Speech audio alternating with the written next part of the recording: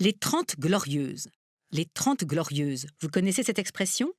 C'est la façon dont, en France, on désigne les 30 années qui, au lendemain de la Seconde Guerre mondiale, donc grosso modo de 1945 à 1973, voient l'économie s'emballer, le plein emploi s'installer et les bébés emplir les maternités.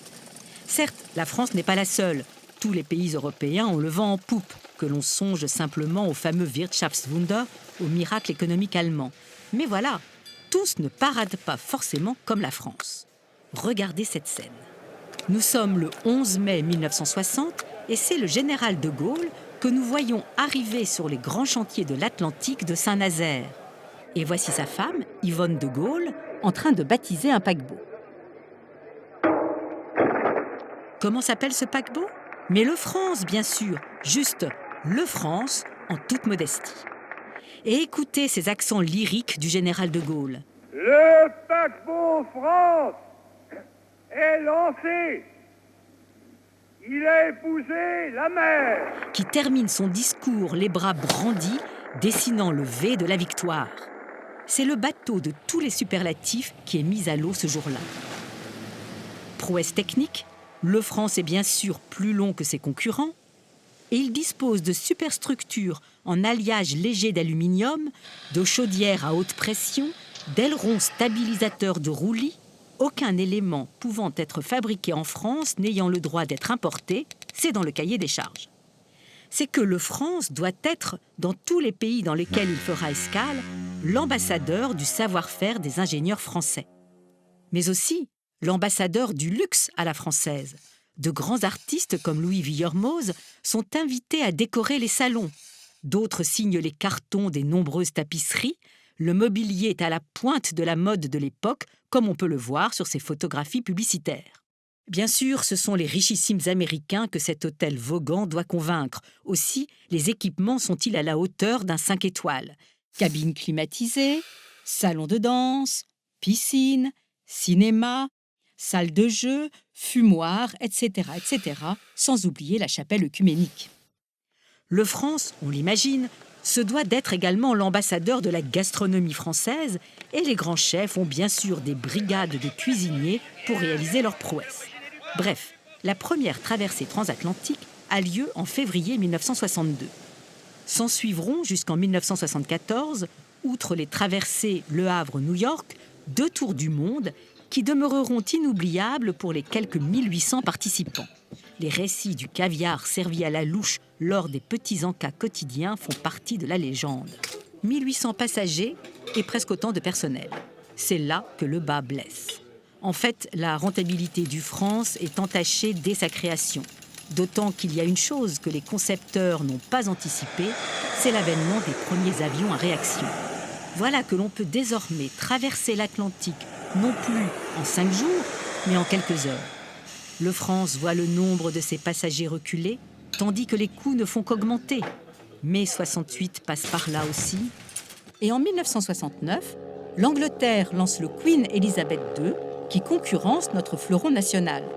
En 1974, le président Giscard d'Estaing, fraîchement élu, déclare que l'État ne peut plus prendre en charge le déficit de la Compagnie Générale Transatlantique, qui annonce donc dans la foulée le désarmement du bateau. Mais on ne tue pas ainsi un tel symbole. Les Français sont sous le choc et vont se solidariser avec la mutinerie de l'équipage qui refuse d'accoster au Havre.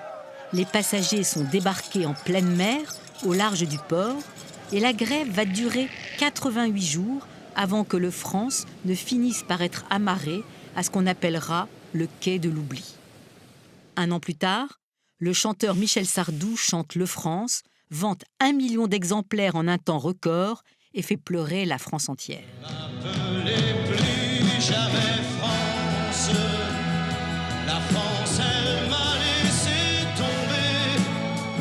Ne m'appelez plus jamais France, c'est ma dernière volonté.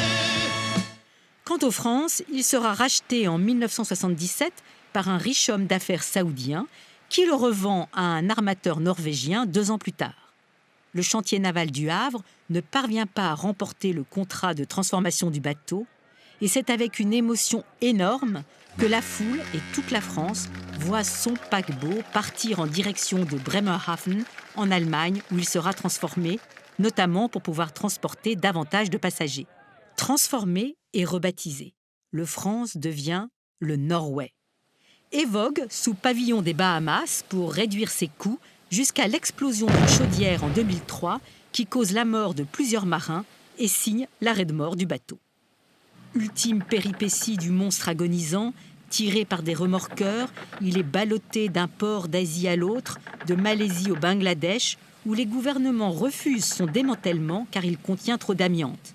Et c'est finalement en Inde, au large d'Alang, que le Norway, ex-France, sera démantelé en 2007 après avoir été littéralement pillé de fond en comble. Ainsi s'achève la triste histoire de ce qui fut un grand symbole de la France conquérante des années 1960. Alors, fini la France conquérante ? Voyons, ce n'est pas dans nos gènes. En 2009, un industriel parisien a lancé le projet d'un nouveau paquebot France, Made in France, qui lui aussi se veut le plus moderne, le plus beau, le plus design, le plus luxueux de tous les paquebots du monde. Mais pas le plus grand, non. Il ne ferait que 190 mètres de longueur et embarquerait juste quelques 450 passagers triés sur le volet, loin des vulgaires mastodontes des mers. Est-ce bien le moment de se lancer dans de telles aventures ? L'armateur nous précise qu'une climatisation indépendante est prévue pour chaque cabine, dont acte. Ah, ces prestigieux projets français. Et vogue le navire. Souhaitons-lui bonne chance au Nouveau France.